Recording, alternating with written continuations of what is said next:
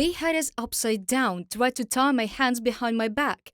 Sasha had been apparently pierced with a knife then, because the blood began to flow from the wound. They drove us in the car for some distance and then it stalled. They couldn't tie it on, so they dragged us into some ravine and started beating us.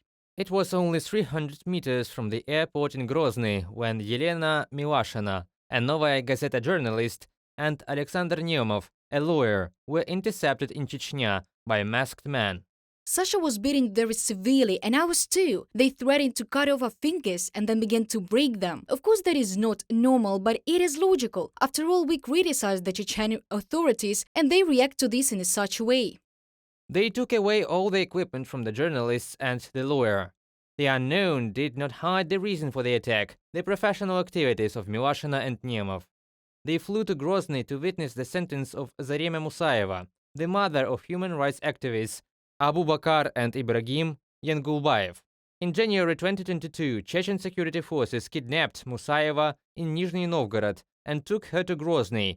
Since then, she has been in custody.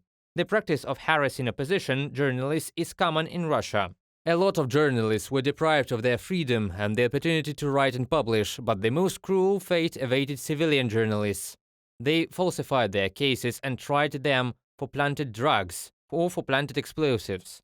As in the case of Irina Danilovich and Vladislav Yesipenko, they were accused of extremism and terrorism, and even of trying to seize power in Russia. Today it is prison terms for 15, 16, 17, 19 years.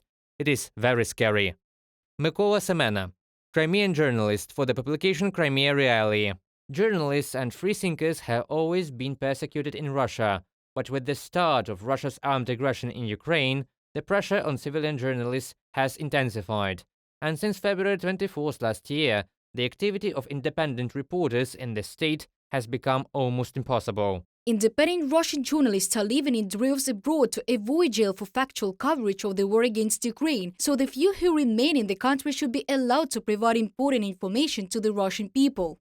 Gulnaz Asad, CPJ program coordinator in Europe and Central Asia, said in New York the Committee to Protect Journalists reports. Rimzi Bekirov, Vladislav Yesipenko, Ernest Ametov, Asan Akhmetov, Nariman Jalal, Irina Danilovich, Alexei Abukhov are just a small part of those who are kept behind bars by the Kremlin regime, and those objectionable who are still at large are persecuted and threatened with reprisals. Reported by Pavel Shtelmach, Yulia Granovska, UATV News.